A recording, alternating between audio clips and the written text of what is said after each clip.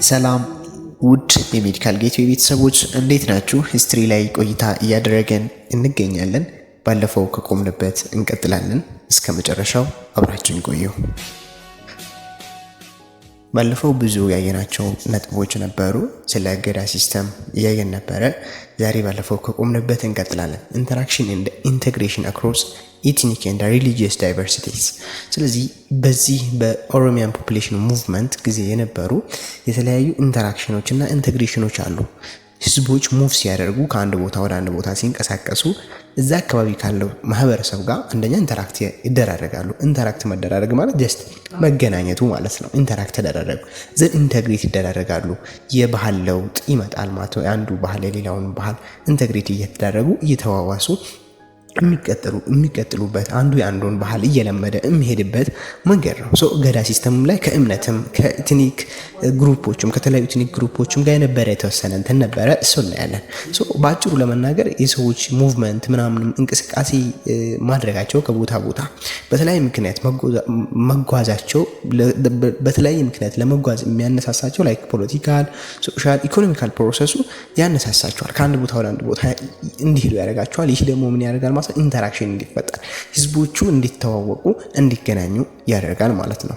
እነዚህ ኢንተራክሽኖች ዱሪንግ ፒስ ኤንድ ኮንፍሊክት ታይምስ ምናልባት በሰላም ጊዜ ኢንተራክት ይደራረጋል። በሰላም ጊዜ አንዱ ወደ አንዱ እየሄደ እንትን ይላል። አንዳንዴ ድርቅ በመጣ ጊዜ ባይዘይ ሰው ዝም ብሎ አይሞትም ማለት ነው። ተግባባን። አሁን ዛሬ እርዳታ ነው ከአንድ ቦታ ወደ አንድ ቦታ የሚሄደው። በፊት ግን ሰዎቹ ራሱ ነው ወደ ሌላ ቦታ እየሄዱ የነበረው። ድርቅ ቢመጣ ሰዎቹ በሰላም ሄደው እዛ ዝናብ ተመልሶ የራሳቸውን ስራ ሰርተው ቤታቸውን መመለስ እስከሚችሉ ድረስ ወደዛ የሆነበት ይሄዱና ይሰፍራሉ በሰላም። እንደዚህ አይነት ነገሮች ነበሩ። በኮንፍሊክትም ይፈጠራል እንደዚሁ አንዱ ወደ አንዱ እየሄደ ጦርነት በተለያየ ምክንያት ነው ደግሞ ጦርነት የሚደረገው። ትሬዱን ለመቆጣጠር ሊሆን ይችላል፣ እምነትን ለማስፋፋት ሊሆን ይችላል፣ ግዛትን ለማስፋፋት ሊሆን ይችላል። እንዲሁም ደግሞ ፖፑሌሽን ሙቭመንት ያየናቸው የነበሩ አይነት ፖፑሌሽን ሙቭመንቶችም ሊሆኑ ይችላሉ። ዋት ኢቨር ግን ጀነራሊ እኛ የምንይዘው ነገር ምንድነው? እነዚህ ነገሮች ኮንሲኩዌንሳቸው ኢንተራክሽን ፈጥሯል። አንዱ ማህበረሰብ ከሌላው ማህበረሰብ እምነቱን፣ ባህሉን፣ ወጉን እንዲለዋወጥ ካደረጉ ነገሮች ናቸው። ይህ ደግሞ በኢትዮጵያና በሆርን ኦፍ አፍሪካ ትልቅ አስተዋጽኦ አድርጓል የሚለውን ማወቅ አለባችሁ ማለት ነው። ዋን ኮንሲኩዌንስ ኦፍ ኦሮሚያን ፖፑሌሽን ሙቭመንት የኦሮሚያን ፖፑሌሽን ሙቭመንት አንደኛው እና ዋነኛው ኮንሲኩዌንሱ አንድ ካመጣው ነገር የሚታየው ነገር ምንድነው? ክርስቲያንና ሙስሊም የነበረው የዛኔ ክርስቲያን ሃይላንድ ኪንግደም እና ሙስሊም ሱልጣኔት ጋር የነበረው ጦርነት እንዲያበቃ አንዱ ሪዝን ነው። ምክንያቱም መሀል ላይ ገብቶባቸዋል ማለት ነው። ተግባባል። ሁለቱም እርስ በርስ እየተሻሹ ነበር አይደል? ክርስቲያን ሃይላንድ ኪንግደምም ፓወሩ እንትን ባለ ቁጥር ወደ ኖርዝ እየሸሸ ሄዷል ብለናል። ጎንደሪያን ፔሪድ አህመድ ግራኝ ባይኖር ኖሮ ጎንደሪያን ፔሪድ የሚባል አይኖርም። ሂስቶሪያኖች እንደሚሉት አይኖርም ነው የሚባለው። በቃ ጎንደሪያን ፔሪድ የሚባል ነገር አይመጣም። ምክንያቱም ወደ ጎንደር አይሄድም ነበር ሲጀመር፣ ሴንተሩ ተብሎ ነው የሚታሰበው። ወደዛ የሸሹበት ሪዝን በዚሁ በጦርነቱ ፍርሃት ነው። ያ ከጦርነቱ ጋር የነበረው ፍርሃት ደግሞ መሀል ላይ ለኦሮሚያን ፖፑሌሽን ሙቭመንት በር ከፍቷል። ሁለት ነገር ነው። ባለፈው የዚህ ውጤት የክርስቲያን ሃይላንድ ኪንግደም እና የሙስሊም ሱልጣኔት የጦርነት ውጤት አንዱ ምንድነው? ኦሮሚያን ፖፑሌሽን ሙቭመንት እንዲስፋፋ አድርጓል ነው። በደንብ እንዲንቀሳቀሱ እድል ከፍቶላቸዋል ነበረ። ኦሮሚያን ፖፑሌሽን ሙቭመንት ደግሞ በሌላ አባባል ይህንን ጦርነት የማቀዝቀዣም መንገድ ነበረ። ከዛ በተጨማሪ ክርስቲያን ሃይላንድ ኪንግደሞች እስከ መጨረሻው ማለት በሚቻል መልኩ ሳውዝ ዋርድ እንዳይመለሱ አድርጓል። በኋላ ኖርማሊ ወደ ሳውዝ ዋርድ የነበራቸውን ስልጣን ይዘው መምጣት ቢችሉ እንኳን እንደ በፊቱ አልነበረም፣ እንደ ድሮ አይደለም ማለት ነው። ቢያንስ እዛ አካባቢ የነበሩ ህዝቦች ባሉበት እንዲቆዩ ተደርገዋል የሚለውን እንዛለን ማለት ነው። እሺ አት ላርጅ ስኬል ዘ ኦሮሚያን ኮንታክትስ ዊዝ ዳይቨርስ ፒፕልስ ከተለያዩ ፒፕሎች ጋር ነበረ ኮንታክት ያደረገ የነበረው የኦሮሚያ። ምክንያቱም በጣም ህዝቡም በጣም ብዙ ነው። ከዛ በተጨማሪ በተለያየ ዳይሬክሽን ነበረ ሙቭ እያደረጉ የነበሩት ማለት ነው። በተለያየ ዳይሬክሽን ሙቭ እያደረጉ በተለያየ ቦታ ገዳ ሲስተማቸውን እየዘረጉ በነበረበት ጊዜ ከተለያየ ህዝብ ጋር ምን አደረጉ ማለት ነው? ኤትኒክ እና ሪሊጂየስ ባክግራውንድ ጋር በቃ እንትን እያደረጉ ነበር ማለት ነው። የሚገርም የሆነ የባህል ለውጥ የነበረበት ጊዜ ነው። ኦሮሚያ ትልቅ የነበረው በጣም ከጦርነት በላይ ሰዎችን ወደ ራሱ ወደ እንትን እየቀየረበት የነበረው ምንድነው? ጉዲፈቻና ሞገሳ ምንድነው? በጣም የሚገርም ሲስተም ባይዞ ስቲል ነው። ሂስትሪ ላይ ስታነቡ ምንድነው ዌስተርኖች ሳያውቁ ጉዲፈቻ ሲቲዝንሺፕ ብለው ነው የሚተረጉሙት በእነሱ እንትን ቋንቋ ማለት ነው። ዌስተርኖች ሲቲዝንሺፕ ሳያውቁ በፊት የኦሮሚያ ገዳ ሲስተም ያውቀው ነበር ነው። ሞጎሳ ምንለው ደግሞ ይሄ ሞጎሳ ሲቲዝንሺፕ ነው። ጉዲፈቻ ደግሞ ይሄ ቻይልድ ራይት የሚባል አለ አይደል? የህፃናትና የሴቶች መብት የሚባል አለ። ዩኤን የምታውቁ ከሆነ ዩኤን ላይ ዩናይትድ ኔሽን ላይ የራሱ የሆነ እንትን ሴክተር አለውና በዚህ ልክ ነውና ይሄ እነሱ ሳያቋቁሙ በፊት የተቋቋመ ነው ተብሎ ይጠራል ማለት ነው። አንደኛ ጉዲፈቻ ምንድነው? ልጅን የሆነ ልጅ ያ ልጅ ኦሮሚያም ሊሆን ይችላል ላይሆንም ይችላል፣ በብለድ ላይ ነው በደሙ ማለት ነው። ብቻ ግን ወደ ቤተሰብነቱ ወደዛ ቤት ምን ይደረጋል? አዶፕት ይደረጋል። በቃ ወደዛ ቤት ልጅ ነህ ከዚህ በኋላ ይባላል። ልጁ ከሆነ ኢኳል የሆነ ራይት ይኖረዋል። ተመሳሳይ መብት ነው በውርስ በምናምን በቃ ከኖርማል ልጆቹ ጋር ተመሳሳይ ያደርገዋል። በጉዲፈቻ ይከሌን ተቀብዬ ያሳደኩኝ ካለ ያ በጉዲፈቻ የተቀበለው ልጅ ልክ እንደ ልጁ ነው። ባይዘ ይሄ ጉዲፈቻ ሲቀበሉ ዝም ብሎ በመቀበል ብቻ አይደለም፣ የቃሉ ይመጣል ወይም ደግሞ እንዳልኳችሁ ቃሉ የእምነት አባት ነው። የእምነት አባቱ ይመጣል። ይህ ልጅ ጸጉሩ ይላጫል፣ አዲስ ስም ይወጣለታል፣ ገላው ይታጠባል ምናምን በቃ ኖርማሊ አለ አይደል? ገና አዲስ እንደተወለደ ሰው ነው የሚሆነው ማለት አዲስ እንደተወለደ አርገው ትሪት አርገው ሲመድስ አውጥተው ምን ብለው ያስገቡታል። ከዛ በኋላ ማንኛውም ሰው እሱን ማንኛውም በቃ ይሁን አላስፈላጊ ስድብ፣ አንዳንዴ ከዘረኝነት የተያዘ የምናወራቸው አጸያፊ ቃሎች አሉ፣ ሃት ስፒች የምንላቸው የጥላቻ ንግግሮች። አንድ ሰው እሱ ላይ አይ አንተ እንደዚህ ነህ ብሎ ወይም ደግሞ አንተ ኦሮሚያ አይደለህም የሚል አይነት ነገር ካሳየው ይህ ሰውዬ ቀጥታ የት ነው የሚደርሰው ማለት ነው? አባገዳ ጋር ይደርሳል ማለት ነው። በቃ ይሄን ልጅ አዶፕት ካደረጉት በኋላ እኳል መብት አለው። ማንም ሰው በምላሱ እንኳን መንካት አይችልም። ሌላኛው ሞገሳ ነው። ሞገሳ የሚባለው ደግሞ ይሄ ሲቲዝንሺፕ እንዳልኳችሁ ሲቲዝንሺፕ መስጠት። አንድ ሰው ምሳሌ ወደ ኢትዮጵያ መጥቶ ዜግነት ስጡኝ ቢል የራሱ ክራይቴሪያ አለው። ልክ እንደዚህ ክራይቴሪያ ማለት ነው። ሞገሳም ላይ ክራይቴሪያቸው ምንድነው? የገዳ ሲስተምን ህግጋት እቀበላለሁ ብሎ ቃል መግባት አለበት። ኦዝ መግባት አለ። ኦዝ ማለት ቃል ኪዳን ነው። ፕሮሚስ ይህንን ይገባል ማለት ነው። አንድም ግለሰብ ሊሆን ይችላል፣ ኪዳንም ሊሆን ይችላል። በጣም ትልቁ ስራቸውን የሰራላቸውም ይህ ነው ማለት ነው። ብታዩ ላይክ ቤዛሙ፣ ዳሞት፣ ኢናሪያ ራሱ ምንድነው እንዳለ አዶፕት ነው የሆኑት። ኢናሪያ ትንሽ የራሳቸውን ባህል አለቀቁም ኢናሪያዎች። ቤዛሙና ዳሞት ግን ሙሉ በሙሉ እንዲህ ነው የተዋጡት ማለት ነው። ምክንያቱም በቃ ይቀበላሉ፣ ራሳቸው ያንን ነገር የመቀበል ነገር ይታይባቸዋል ማለት ነው። ኦኬ ያንን ነገር ይቀበላሉ ወይም ደግሞ በራሳቸው ለዛ ነገር ለዛ ሲስተም እጅ ይሰጣሉ ማለት ነው። ይህንን ሲስተም ደግፌዋለሁ፣ ወድጄዋለሁ፣ በዚህ ሲስተም እተዳደራለሁ ብለው ይቀበላሉ ማለት ነው። ኦኬ the process significantly contribute to the social cohesion አንድ ላይ ሶሻል ኮሄሽን እንዲኖር መተሳሰር እንዲኖር አድርጓል። ይህ ፕሮሰስ ይህ የገዳ ሲስተም ባህላዊ የሆነ ሀገራዊ የሆነ ትስስር እንዲፈጠር አድርጓል። ከዛ በተጨማሪ ግን አንዳንድ ያው ለንግድ መሻማቱ ምናምን አለ። በቃ ህዝቡ ሲጨምር ምናምን አንዳንድ ነገሮች ይኖሩ ነበር። ከዛ በተጨማሪ ከጎን ያለው ልክ እንደ ሲዳማ፣ ጌዲዮ ያሉም ብሔረሰቦች ይህንን ገዳ ሲስተምን ሲያዩት ሲስተምን ወደዱት ማለት ነው። በጣም ደስ አላቸው፣ ማረካቸው። ስለዚህ ለዚህ ሲስተም እጅ ሰጡ። በቃ ይህንን ሲስተም እኛም መቀበል አለብን፣ ይህንን ሲስተም እኛም አዶፕት ማድረግ አለብን ብለው አዶፕት አድርገው ኖረዋል። ኦሮሚያ አዶፕት ብቻ ሳይሆን ለሌሎች ብቻ መስጠት ሳይሆን ለራሱም አዳፕት ያደረጋቸው ነገሮች አሉ። የለመዳቸውም ካልቸሮች ከሌሎችም የተቀበላቸው ካልቸሮች አሉ ማለት ነው። በዛ ሰዓት በነበረው ስፔሻሊ ከክርስቲያንና ከሙስሊም ስቴቶች ጋር በነበረውን ስናይ በሁለቱም ጊዜ የተቀበላቸዋል። ላይ ክርስቲያን ሃይላንድ ኪንግደም ስፔሻሊ ሸዋ አካባቢ ያሉ እንትኖች የሸዋ ኦሮሞዎች ሜንሊ ይህንን ሲስተም ተቀብለዋል። ሞናርኪውን ብዙ ጊዜ ተቀብለዋል። ላይ ጎጃም መሰል ይህንን ሞናርኪ ተቀብለዋል ማለት ነው። ሐረር አካባቢ ያሉ ሙስሊሞችም ሐረር አካባቢ ያሉ ኦሮሞዎችም የሙስሊሙን ባህል ተቀብለዋል ማለት ነው። ኦቨርኦል እኛ ምን ይዘው ምንድነው ያ አዶፕት እንዳስደረገው ሁላ ለራሱ አዳፕት አድርጓል። የተወሰኑ ፓርቶቹ ሞናርኪ ሲስተሙን ሁላ ተላምዷል። በኋላ እናያለን። የጁ ዳይናስቲ ምንለው አላረድ የጁ ዳይናስቲ አሊ ዘ ፈርስት አሊ ዘ ሰከንድ ምንላቸዋል። እነዚህ ራሱ የመጡት ከኦሮሚያ ነው። መጀመሪያ ገዳ ሲስተም ተቀብለው በገዳ ሲስተም እየኖሩ የነበሩ ሰዎች ናቸው። ግን በኋላ ላይ የነሱ አባት ምናምን ገዳ ሲስተም ነበር። እነሱ ግን ያንን ገዳ ሲስተም ቀይረው ሞናርኪውን ተቀበሉ ማለት ነው። ክርስቲያን ሃይላንድ ኪንግደም የነበረበትን ተቀብለው ዘን በዛ ቀጥለዋል ማለት ነው። ኦኬ ስለዚህ አሁን ይሄ የሚያወራው ያንን ነው። የኦሮሚያ ኖርዘርን ፓርቲ የነበሩ ኦሮሚያዎች በኋላ ላይ ኖብል ሆነዋል። ልክ እንደ ዘመነ መሳፍንት ላይ እናየዋለን። ዘመነ መሳፍንት የራሳቸው ትልቅ እንደውም ዘመነ መሳፍንትን እየመሩ የነበሩት የእጁ ዳይነስቲዎች ናቸው፣ የወሎ ኦሮሞዎች ናቸው ማለት ነው። በጣም የሚገርም ፔሪድ ላይ ጎንደሪያን ፔሪድ ላይ እየመሩ የነበሩ ራሱ በጣም ብዙ ነገር እየሰሩ የነበሩት እነዚህ ናቸው። ኦሮሚያ የገዳ ሲስተም ለሌላው ከመስጠቱም በተጨማሪ ሞናርኪውንም ተቀብሏል። ሞናርኪ ማለት እንግዲህ በዛሬኛው አምባገነንና ብለን ልንተረጎም እንችላለን። ብቻ ግን በአንድ ቤተሰብ በዘር ምናምን የሚተላለፍ የስልጣን እንትን በቀስታ አይለ ነው።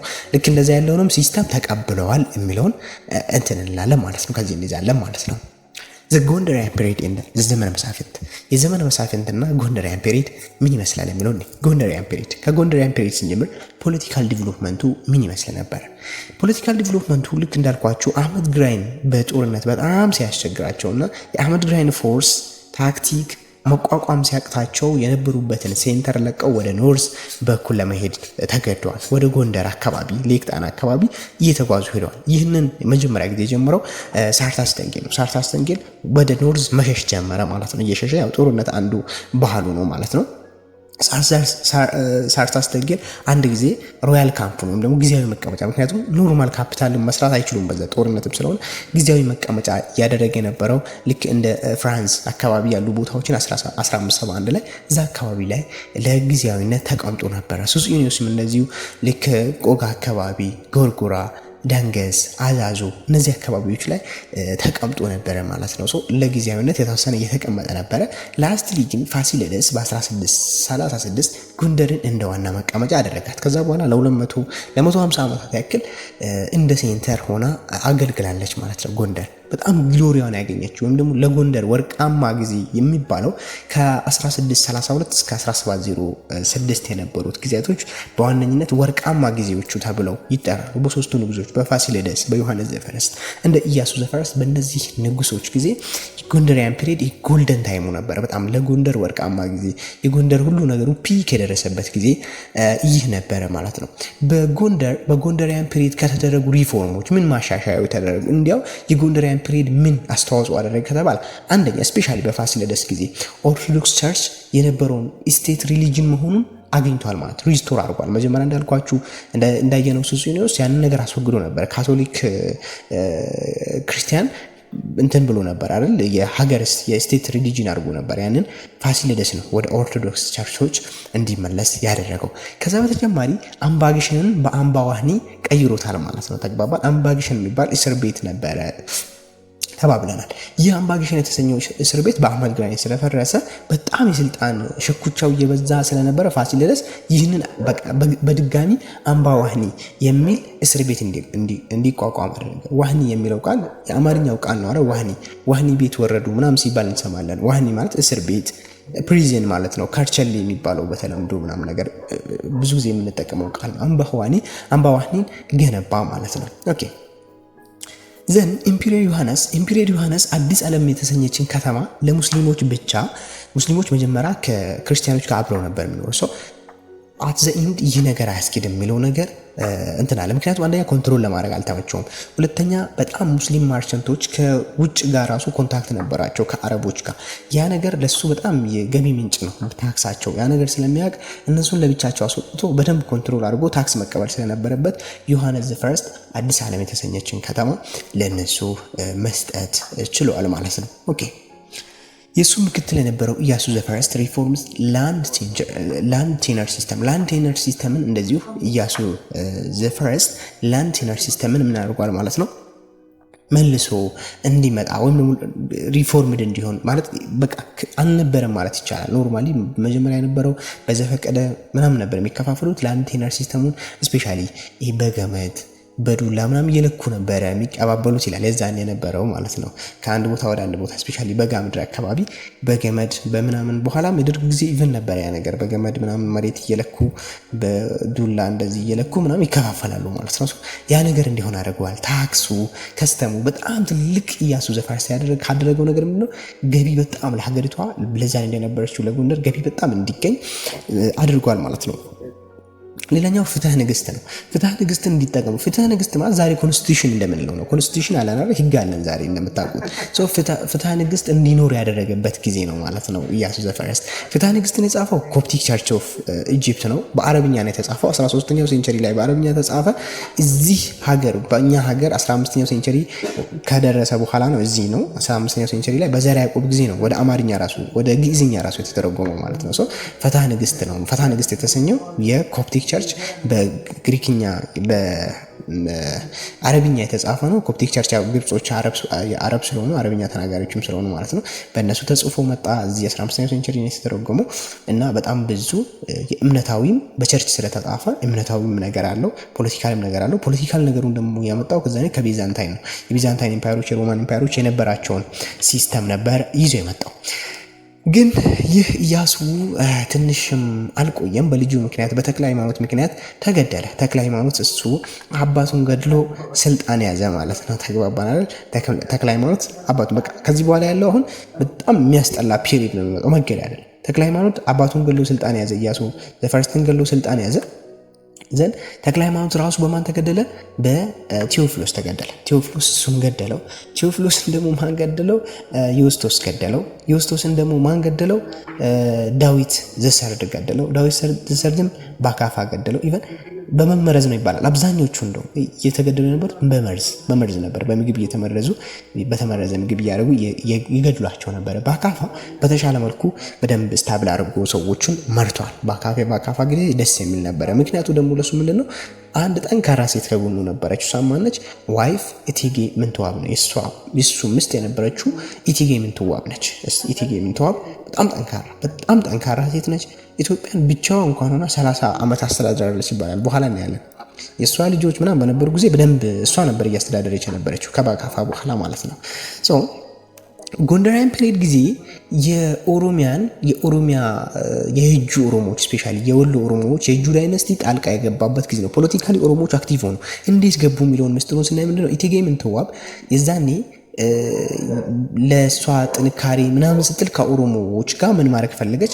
ማሬጅ አሊያንስ መፍጠር ፈለገች። ወይም ደግሞ ጋብቻ ሰንሰለት ማለት የጋብቻ ሰንሰለት መፍጠር አለብኝ ብላ ስላሰበች ልጇን ከኦሮሞ እንትን ጋር ዳረች ማለት ነው።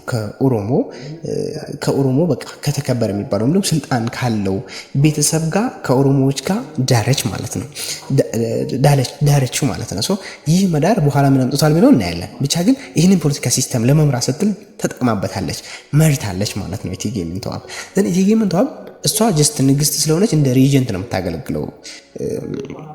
ሬጀንት ማለት ጀስት ስልጣኑን ላይ መቀመጥ ማይችል ግን ከጎን ሆኖ የሚመራ ማለት ነው። ዝም ብሎ ሌላው እንደ እንትን ይቀመጣል ማለት ነው። ከሷ ጎን ደግሞ ሌላ ራስ ቢትወደድ ወልደ ልዑል የሷ ወንድም ነበረ። እሱም በጣም ጠንካራ ሰው ነው። እሷን በቃ እነዚህ ሰዎች በደንብ ኢንፍሉዌንስ ያደርጋሉ። ኢቨን በአካፋ እያለ ራሱ እነዚህ በጣም ትልቅ አስተዋጽኦ ነበራቸው እዛ ላይ ማለት ነው። ዘን በኋላ ላይ ወልደ ልዑል በጣም አስተዋጽኦ እያደረገ በኢያሱ ዘሰከንድ ጊዜ ኢያሱ ዘሰከንድ ማለት የምንትዋብ ልጅ ነው። የምንትዋብ ልጅ ነው ኢያሱ ዘሰከንድ በሱ ጊዜ። እንዲሁም ደግሞ በኢዮስ ጊዜ ማለት ደግሞ የውቢት ልጅ ነው። ውቢት ማነች የሚለው እናያለን በኋላ ላይ። ስለዚህ በእነዚህ ጊዜያቶች ሆኖ እንኳን ወልደ ልዑል ምን ያደርግ ነበር ማለት ነው? በደንብ ከጎኗ ሆኖ ከምንትዋብ አብረው ይሰሩ ነበር። ነገር ግን ወልደ ልዑል ሲሞት ኢዮስያስ እንግዲህ የውቢት ልጅ ነው። ኢዮስያስ የውቢትና የማን ልጅ ነው? የኢያሱ ዘሰከንድ ልጅ ነው። ማለትም ያው ማሬጅ አሊያንስ ፈጥረዋል ብለን የለ ከኦሮሞ እንትኖች ምንትዋብ ለማሬጅ ብላ ማንን አመጣች ማለት ነው? ውቢትን አመጣች ማለት ነው። ውቢትን ስታመጣ ውቢትን ከልጇ ከኢያሱ ዘሰከንድ ጋር ስታጋባው የተወለደው ልጅ ኢዮስ ነበረ። ኢዮስ ደግሞ ምን ያደረገ በቃ ያው ጀስት የወሎ ኦሮሞ መሆኑን የበለጠ ከጎንደሪያነቱን የበለጠ ወይም ደግሞ አማራ ከመሆኑ ይልቅ ኦሮሞ መሆኑን ይመርጥ ነበረ። ይህ ነገር በኋላ ላይ ምን ችግር ፈጠረ መሰላችሁ? በጣም እሷን ፓወር አሳጣት። ምንትዋብን በቃ ተዋት ጭራሽ ማለት ኢቨን የታሪክ መጽሐፍቶችን ሳነብ ምንድን ነው የሚለው? ኦሮምኛ ኮርት ላይ ራሱ ኦሮምኛ እንዲነገር አደረጉ እዛ ላይ ምናምን። ከዛ ያሉት ጎንደር ውስጥ ነው፣ አማራ ነው። እነዛ ኖብሎች ደግሞ በጣም ረበሹ። በዚህ ምክንያት ኖብሎቹ ማለት ከጎን ያሉ የየሰፈሩ የየመንደሩ መሪዎች አሉ። እነዛ ደግሞ በቃ አይ ምንድን ነው ምናምን እያሉ እነዚህ የወሎ ኦሮሞ ስለሆኑ ሁሉን ነገር ወደዛ መቀየር ሲጀምሩ ትንሽ አለመግባባት፣ እንደዚህ አይነት ነገርም መፈጠር ጀመረ። ያንን ስታይ ምንትዋብ ምን አደረገች? አንድ ትግራይ ላይ ጠንከር ያለ መሪ ነበረ፣ ራስ ሚካኤል ሳውልን ጠራችው እና ይህንን ነገር አረጋጋልኝ አለችው። እንግዲህ ክፍያው በኋላ ምን ይሆን የሚለው እናያለን። ዘን መጣ፣ አረጋጋላት። ካረጋጋላት በኋላ እንግዲህ ጀስት ከፍያው ምን ነበር እሱ ያንን ሀገር ማያዝ ነበር፣ ኮሎናይዝ ማድረግ ነበር። የመጣበትን ቦታ ለቅቄ አልወጣም አለ። ኢዮስ ውጣ እንኳን ብለው አልወጣም የሚል ነገር ነው ነበር እሱ ስራ። ንጉሱን አልታዘዝም አለ። ምክንያቱም በፓወር ይበልጠዋል፣ በሁሉ ነገር ይበልጠዋል። መጥቶ በራሳቸው እጅ ጋብዙት፣ ገባና ሚካኤል አልወጣም አለ። ስለዚህ ኢዮስን ገደለና በኢዮስ ቦታ ዮሐንስ ዘሰከንድ የተሰኘን አንድ ሽማግሌ ተካበት በቦታው ማለት ነው። እሱንም ወዲያው ገሎ ልጁን አስገባበት ማለት ነው። ዘንድ ልጁን ተክለ ሃይማኖት ዘሰከንድን ስልጣን ያሳዘው። ከዛ በኋላ የዘመነ መሳፍንቱ ፔሪድ መጣ። ምክንያቱም የነሱ ብለድ ላይን አይደለም እንዳልኳችሁ። እዛ ላይ ደግሞ ምን ይባላል? የተቀደሰ ቤተሰብ አይደለም ምናምን ይባላል። እዛ ላይ ደግሞ ለመምራት ብቁ አይደለም፣ ከፈጣሪ እንደዚህ ተሰስጦ የለውም ምናምን እያሉ እንደዛ እንትን ስለሚሉ ዘመነ መሳፍንት የነበሩ ኖብሎች፣ እነዚህ የተከበሩ የቦታው መሪዎች ይህንን መቀበል አልቻሉም። የዛኔ ራስ ሚካኤል ሳውል ፓወርፉል ስለነበር እነሱን ብሬክዳውን አድርጓቸው በደንብ የተወሰነ ሄዷል። ከዛ በኋላ ደግሞ ጦርነት ነበር፣ እሱ እናያለን። በኋላ ላይ ምን አይነት እንትን እንደነበረ ላይክ ሳርበኩሳ ባትሎችን እናያለን ማለት ነው። በነዛ ባትሎች እንዴት እንዳሸነፉት እንዴት እንደሆነ ያለውን ነገር እናያለን። ዘመነ መሳፍንት በቃ የተፈጠረበት አንደኛው ይሄ ነው። ምክንያቱም ያለ አግባብ መጥቶ ያለ ቦታው መጥቶ ልጁን ስልጣን ያሳዘው። ይሄ ደግሞ የመንደሩ መሪዎች የማይፈልጉትን ሰው ነው ያስቀመጠባቸው፣ ሌላ ብጥብጥ እንዲነሳ አደረገ ማለት ነው። አቺቭመንት ኦፍ ጎንደሪያን ፔሪድ አቺቭመንቱ ምንድን ነው? ወደ ዘመነ መሳፍንት ከመግባታችን በፊት አሁን ዘመነ መሳፍንት ጫፉ ላይ ነው ቆም ነው። ምክንያቱም ራስ ሚካኤል ሳውል የፈጠረው ችግር ዘመነ መሳፍንት እንዲመጣ አድርጓል ብለናል። ስለዚህ አሁን ያንን ከማለታችን በፊት ግን ስለ ጎንደር አንዳንድ ነገር እንጨርስ በዚሁም ብለን ጎንደሪያን ፔሪድ ምን ለውጥ አሳየ? አንደኛ በጎንደሪያን ፔሪድ ጊዜ አድሚኒስትሬቲቭ ሲስተሩ፣ የአመራር ስነ ስርዓቱ፣ ለርኒንግ መማር፣ ኮሜርሱ፣ ኤዱኬሽኑ በቃ ሁሉ ነገሩ በጣም የተስፋፋበት ጊዜ ነበር። በጣም የሚገርም ጊዜ ነበረ። ሶስቱ ንጉሶች ቅድም እንዳልኳቸው ጎልደን ፔሪድ ነው ባይዘ ጎልደን የአክሱም እና የላሊበላን ፔሪድ መልሰዋል ተብሎ የሚጠሩ በጣም ጎልደን የሆነ ፔሪድ ያሳለፉ ናቸው። አንዳንድ የታሪክ ጸሐፊዎችም ይህንን የጎንደሪያን ፔሪድ ኢትዮጵያን ሬኔሳንስ ይሉታል። ኢትዮጵያ ይሄ ትንሳኤ ማለት ነው፣ አዲስ ያገገመችበት ድሮ የነበራትን። ምክንያቱም ድሮ የአክሱም ሲቪላይዜሽን እንደ ፐርሺያ እንደነ ቤዛንታይን ነው የሚታየው፣ እንደ ትልልቅ እንትኖች ነው የሚታየው፣ የዓለም ስልጣኔዎች እንደ ሮማን ነው የሚታየው። እና ያንን ያክል የነበረን ያንን ዝና የመለሱበት ጎንደሪያን ፔሪድ በዓለም ላይ ከፍ ያለበት ጊዜ ነው ማለት ነው። በአርኪቴክቸሩ በጣም ብዙ ነገር አድርጓል። በአርኪቴክቸሩ ያልተገነባ ነገር የለም። በጣም ብዙ ነገሮች፣ ካስትሎች፣ ብሪጆች ተገንብተዋል። ሬዚደንሶች፣ ባዞች፣ ላይብራሪዎች፣ ታወሮች፣ በጣም ብዙ ነገሮች የተገነቡበት ጊዜ ነው ማለት ነው። በጣም ብዙ ከሚገርመው ነገር ግን ቸርች ተገንብቷል። ይህ ቸርች ቅርጹ እንደውም በጣም የሚገርም ነው።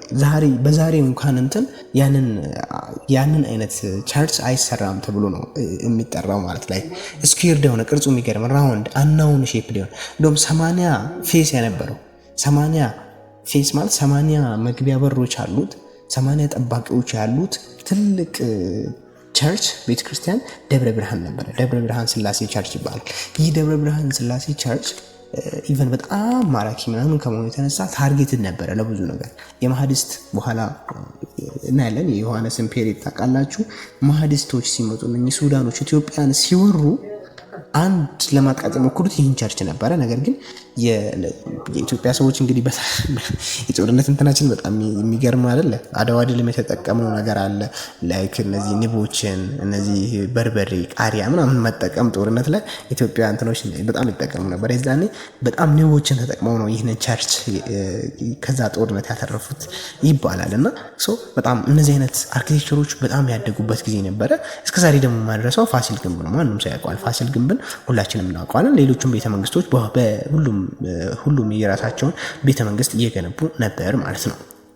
ፔንቲንጉም ላይ ብዙ ነገር ተሰርቷል። በዚህ ጊዜ የሚገራርሙ ቸርቾች ስፔሻሊ ኪዊን ሚንቱዋ በጣም ብዙ ነገርን ሰርታለች ማለት ነው። የሚገራርሙ ቸርቾችን በሚገራርም ቅርጽ፣ ይህን ደግሞ ፔንት የተደረገ የተለያዩ ፔንቲንግ ማለት ጀስት ይሄ አለርል ደስ የሚል ስታየው የሚያስደስት አይነት የሆነ ማለት ነው። የተለያዩ በቃ ማስዋብ ማለት ፊኒሽንግ የምንለው ነው በዛሬው ቋንቋችን፣ ሌላ ነገር የለውም። ሌላኛው ምንድነው? ሊትሬቸር በስነ ጽሁፉ ላይ ጎስፔል፣ ዘ ሚራክልስ ኦፍ ማሪ፣ ዘ ላይፍ ኦፍ ኢትዮጵያን ሴንተስ ላይ ከ9 ሴንቶች ሂስትሪያቸው በስትክክል የተጻፈበት፣ ሊታኒ ሁሉ ነገሩ የተስተካከለበት ጊዜ ነበረ ማለት ነው። በቃ ሊትሬቸሮች በጣም ያገገሙበት ጊዜ ነው። ሌሎችም ላይ ሜዲሲኑ፣ ሙዚኩም ላይ ፖሰሪውም ላይ ጥሩ ነገር የታየበት ጊዜ ነበረ ማለት ነው። ሌላኛው ትሬድ ኤንድ አርባናይዜሽን ነው። ትሬድ ኤንድ አርባናይዜሽን ጎንደር ያው ኮሜርስ ለኮሜርሱ ለንግዱ በጣም ቅርብ ነበረች። በጣም ከብዙ ቦታ ነበር የምታደርጉ። ከዛ ብዙ በኩል የነበሩ እንዳለ ይመጣሉ የኦሮሞን ጨምሮ ማለት ነው።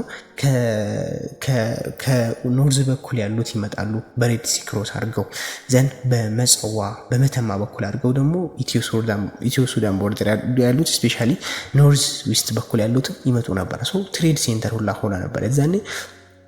ጎልድ እና ሳልት ላይክ አሞሌ ማለት ነው እንደ መገበያያ ሚዲየም ኦፍ ኤክስቼንጅ ይጠቀሙት ነበር። እንደዛሬው ብር እንደዛሬው ዶላር ይጠቀሙት ነበረ ማለት ነው። ሶ በዚህ ልክ ያገለግላቸው ነበረ። ዴይሊ ማርኬት አፒራንስ ራሱ ይታወቅ ነበር። እንደዛሬው በቃ ዛሬ ይተመናል ይሄ ነገር በዚህ ነው ምናምን እንደሚባለው ሁላ ይታወቅ ነበር። ዛሬ ይሄ ነገር ስንት ዋለ ምናምን ተብሎ እናውቃለን። ምንዛሬዎች በየቀኑ ይታወቃሉ። እነዛ ጎንደር በዛ ጊዜ ይህን ያክል ሁላ አድጋ ነበር። ይህንን ሁላ በየቀኑ የሚታወቅበት ነገር ነበረ። ህዝብ ቁጥሯ እዛኔ ሜትሮፖሊታን ነው የሚለው አሁን ዘጎንደር ሜትሮፖሊታን ነው የሚሉት ብታዩ ማለት ነው። ሜትሮፖሊታን ማለት በዚህ ጊዜ አሁን አዲስ አበባ ሜትሮፖሊታን ሆናለች አልሆነች የሚለውን ትንሽ ያጠራጥራል። እንግዲህ የእንትኖችን ደረጃ ታውቃላችሁ። ፍሮም ቪሌጅ ምናምን ስትነሱ ከስር ማለት ከቪሌጅ ምናምን ተነስታችሁ ስትወጡ ወደ ላይ ታውን አለ፣ ሲቲ አለ፣ ሜትሮፖሊታን አለ፣ ዘን ብቻ ሜጋሎ ፖሊታን አለ። እነዚህ በየደረጃቸው ከተማዎች ከፍ እያሉ ይሄዳሉና በዛኔ በነበረው እስከ ሜትሮፖሊታን ነበረች። ከነዛ ላይ ከአምስተርዳም ከመሳሰሉ ከትልልቅ የአውሮፓ ከተሞች ራሱ ትበልጥ ነበረ በዛኔ ባለው ሲስተም። ዘመነ መሳፍንትን እስቲ በትንሹ ቃኘት እናድርገው። ዘመነ መሳፍንት ምን ይመስል ነበር? የዘመነ መሳፍንት ፔሪድ ምን ይዞ ነበር የሚለውን ስናይ ዘመነ መሳፍንት ማለት ያው ኢራ ኦፍ ዘ ፕሪንስ ማለት ነው። በሌላ አባባል ኢራ ኦፍ ዘ ፕሪንስ ማለት የመሳፍንቶቹ ጊዜ ማለት ነው። የመሳፍንቶቹ ዘመን። መሳፍንት የሚባሉት እነዚህ ፕሪንሶች ወይም ደግሞ ለስልጣን የሚታጩ ሰዎች ማለት ነው። በሌላ አባባል ስልጣን አንድ ሴንተር ላይ ስልጣን የሚታጩ ሰዎች ስልጣን የያዙበት ጊዜ ማለት ነው። በሌላ እንዴት ስልጣን የያዙ ዘመነ መሳፍንት ማለት ብዙ አንድ ሰው ነው አይደል የሚመራው፣ አንዱ ከላይ ሆኖ ሌሎቹ ከስር ነበረ። ግን በጣም ብዙ ፕሪንሶች አሉ። ለስልጣን ሹኩቻው ምናምን ሲበዛ ለምን ለአንድ ቦታ እንፎካከራለን? ከዚህ ይልቅ ሁላችንም በየመንደራችን የራሳችንን እንትን ብናስተዳደር የሚል እንትናቸው ነው። በቃ ይሄ በዚህ ፎርም ነው ያስተዳደሩት ማለት ተስማምተው ሳይሆን በቃ ተገደው ሁኔታው አስገደዳቸው። አንዱን ማሸነፉ ምናምን ጦርነቱ ምናምን ውድመቱ ሲበዛ በቃ ግዴታ ዝም ብሎ የራሳቸውን አንዱን መቶ አንዱን ግብር ክፈለኛ ይለው ማለት የበራሱ ህዝብ ግብር ይኖራል ማለት ሶ ዘመነ መሳፍንት ሲባል ኦልዌይስ እነዛ ሪጂናል ሎርዶች የራሳቸውን ህዝብ የመሩበት ጊዜ ነው ማለት ነው። ሶ ይህ ነገር ምን አደረገ? ሴንትራል አውቶሪቲ የለም። አንድ የሚያደርጋቸው መሪ አልነበረም። በየራሳቸው እንደፈለጉ እያደረጉ ሰውን እየመሩ ነበረ። ቅድም እንዳልኳችሁ ዘመነ መሳፍንትን ያመጣው ማን ነው? ራስ ሚካኤል ሳውል ነው። ምክንያቱም ከትግራይ መጣ ገባ፣ መጀመሪያ የነበረውን እየተካኩ የነበሩ ንጉሶችን ገደለ፣ የራሱን ልጅ ተክለ ሃይማኖት ዘሰከንድን አስቀመጠ። ይህ ነገር በቃ ግዴታ ወደ ምን ወሰዳቸው ማለት ነው? ወደ ዘመነ መሳፍንት እንዲሄዱ አደረጋቸው ማለት ነው። ይህን ዘመነ መሳፍንት ያቆመው ያው ካሳ ኃይሉ ነው። ታውቁታላችሁ። ቴዎድሮስ ዘሰከንድ ሁላችንም እናውቀዋለን። ቴዎድሮስ ዘሰከንድ ስለ ቴዎድሮስ ብዙ ተብሏል፣ ተዘፍኗልም ጭምር በደንብ እናውቀዋለን ማለት ነው። ራስ ሚካኤል ሳውል በጣም አስቸጋሪ ሰው ነበር። በጣም ጠንካራ ነበር። ስለዚህ እነኚህ ኖቢሊቲዎችን በጣም ይቀጣቸው ነበር። እነዚህ ከጎን ጎን ያሉ የየቦታውን እንትን አያከብራቸውም። በጣም እንደፈለገ ነው የሚጫወትባቸው። ስለዚህ እነሱ ምን አደረጉ? የጎጃም የአማራ የላስታ የወሎ ያሉ እነዚህ ትልልቅ መሪዎች ይህንን ሰውዬ ላይ አበሩና አዘባትሎ ሳርበኩሳ ገደሉት ማለት ነው። ሰውዬ 1771 ላይ አስወገዱት። እሱን አሸነፉት። እሱን ሲያሸንፉት እንግዲህ አስቡት፣ አብረው ነው ያሸነፉት አይደል? አንድ ላይ ሆነው ነው ያሸነፉት። ከዛ በኋላ ማን ስልጣን ይያዝ? ሁላቸውም ዝም ብለው ወደ ቤታቸው መመለስና ባሉበት ቦታ ራሳቸውን ማስተዳደር ነበር። ሞክረዋል። በእርግጥ አንዱን እንትን ለማድረግ ሞክረዋል፣ ግን እንደማይችሉ ገባቸው። ተግባባን። ሁሉም ኮንትሮል ማድረግ እንደማይችሉ ስለገባቸው ዘመነ መሳፍንቱ መጣ። በያለበት ሁሉም ሎርድ የየሰፈሩን እንትን ማስተዳደር ጀመረ። ትግራይ ላይ፣ ሰሜን ላይ፣ ዳንቢያ ላይ፣ በጋ ምድር፣ ላስታ፣ የእጁ፣ ወሎ፣ ጎጃም፣ ሸዋ እነዚህ ቦታዎች ላይ እንዳለ ህዝቡ ራሱን በራሱ እያስተዳደረ የቀጠለበት ጊዜ ነው። ወይም ኮምፔሪቱ ቻለር ስናነጻጽራቸው የትኛው ጠንካራ የሆነ እንዲያው ዘመነ መሳፍንት ነበረ፣ የትኛው ነው የተሻለ? በየሰፈሩ ሲያስተዳድሩ እንዲህ ሰፈሩን በማስተዳደር ጎበዝ የነበረው ማነው ከተባለ የእጁ ዳይነስቲ ነው። የእጁ ዳይነስቲ ያው ነግሬያቸዋለሁ፣ የወሎ ኦሮሞ ነው። አሊ ዘፈርስት ኦር አሊ ታላቅ ምንለው መስርቶታል ተብሎ ይታሰባል። ብቻ ግን እነሱ በደንብ ጠንካራ ናቸው ማለት ነው። እነሱ በደንብ አድርገው መርተዋል የዛኔ። እና ዘመነ መሳፍንትን ያቆመው ካሳ ኃይሉ ቋራ ነው። ኦልሞስት ወደ 10 ምናምን ዓመት ታግሎ ነው። በዛ ትግል ነው ከ1540ዎቹ እስከ 1555 ታግሎ ነው ያቆመው። በጣም ብዙ እንትኖችን አድርጓል። ዘመነ መሳፍንቶች ላይ ምን ነበር እንዲያው ለማጠቃለል ያክል ዘመነ መሳፍንት ላይ ከነበሩ ነገሮች አንደኛ ሴንትራል ገቨርንመንት የሚባል ነገር አልነበረም። እንደነገርኳችሁ በየመንደራቸው ነው የሚያስተዳድሩት። ሁለተኛ ሪጂናል ሎርዶች ለፓወር ለምናምን ሹኩቻው ነበረ። የእነሱን ፓወር የያዙበት ጊዜ ነው። የራሳቸው መንደራቸውን የሚያስተዳድሩበት ጊዜ ነው። የእጁ ሎርዶች እነዚህ ወሎ ኦሮሞዎች በደንብ ጠንከር ያሉበትና ፓወራቸውን ያሳዩበት ጊዜ ነው። ሁላቸውም ደግሞ በአቅማቸው ስልጣን ቦታውን ለመያዝ እየሞክሩ ነበር። በየመንደራቸው እንትን ቢሉም እኔ ነኝ ታላቁ የሚለውን ለማሳየት ግን ይታገሉ ነበር። እኔን ታዘዙ ለማለት ይሞክሩ ነበር። አልተሳካላቸውም። ካሳ ኃይሉ መጥቶ ብዙ ባትሎችን አሸንፎ ያንን ማድረግ እስከሚችል ማለት ነው። ሌላኛው የተወሰነ ፖለቲካል መስማማቶችም ነበሩ። አንዳንዴ ለጥቅም ሲባል አንዱ ከአንዱ ያበራል፣ አንዱ ምናምን ያደርጋል። ማይነር የሆኑ ጦርነቶች ምናምን አልጠፉም። መጨረሻው የኢትዮጵያ ኦርቶዶክስ ቸርች ፓወር ያጣበት ጊዜ ነው። ባለፈው ታስታውሱ እንደሆነ የኢሮፒያን ሚሽነሪዎች ከመጡ በኋላ ኢቨን ክሎዝ ዶር ፖሊሲ ቢኖርም ክሎዝ ዶር ፖሊሲ ላይ ተዘግተው ቢቆዩም እንኳን ባይገቡም እንኳን እነሱ ካወጡ በኋላ ባይገቡም እንኳን እስከ ዘመነ መሳፍንት ቃሏን ታስታውሱ እስከ እስከ ዘመነ መሳፍንት ቀጥሏል። እንደውም በዘመነ መሳፍንት ጊዜ በጣም ዶክትሪኑ ከፍ ብሎ ነበር። በጣም በቃ በዚህ ጊዜ በጣም ሴክት የበዛበት ጊዜ ነበረ። እምነታዊ ልዩነት በጣም የተፈጠረበት ጊዜ ነበር። ስለዚህ የትኛው ቤተክርስቲያን ነው ይሄን አንድ ሊያደርገው የሚችለው? ሰው የእምነት አባቶች ተሰሚነት አጡ። የዛኔ ሁሉም የተለያየ ነው። የሆነ አንዱ ሲናገር ባክ ያንተን ሴክት እኛ እንከተልም፣ ያንተን አመለካከት እኛ እንከተልም ይላል። አንዱ ባለፈው በየራሱ አይተናል። ጎጃም የራሱ አለው፣ ትግራይ የራሱ አለው፣ ጎንደር የራሱ ሁላቸውም የራሳቸው የሚከተሉት ነበራቸው ማለት። ስለዚህ ይሄ ነገር ስለሆነ አንድ የሚያደርጋቸው እምነታዊ እንትን አጥሶ ኦርቶዶክስ ቸርች ፓወር ያጣችበት ጊዜ ነበረ። ሌላኛው ክሎዝ ዶር ፖሊሲ ያቆመበት ነው። ስለዚህ ከውጭ ሁላቸውም ኮንታክት ማድረግ ኃይል ማግኘት ይፈልጉ ነበር። ለምን? በንግዱም በምኑም ኃይል ማግኘት ይፈልጋሉ። ለምን? ሌላውን ለመቆጣጠር ሲሉ ማለት ነው። ሌላውን በቁጥጥር ስር ለማድረግ የሚሞክሩበት ጊዜ ነበረ። ኦቨርኦል ግን በሊትሬቸሩ፣ በአርቱ፣ በአርኪቴክቸሩ በተወሰነ መልኩ ለማደግ የሞከርንበት ጊዜ ነበረ ዘመነ መሳፍንት። ኦቨርኦል የዘመነ መሳፍንት ፔሪድ እና ሌሎቹም ይህንን ይመስሉ ነበረ። እስከ መጨረሻው አብራችሁን ስለቆያችሁ እጅግ አድርጌ አመሰግናለሁ። በዛሬው ቆይታችንም ተጠቃሚ እንደነበራችሁ ተስፋ አደርጋለሁ። በያላችሁበት ሰላማችሁ ይብዛ።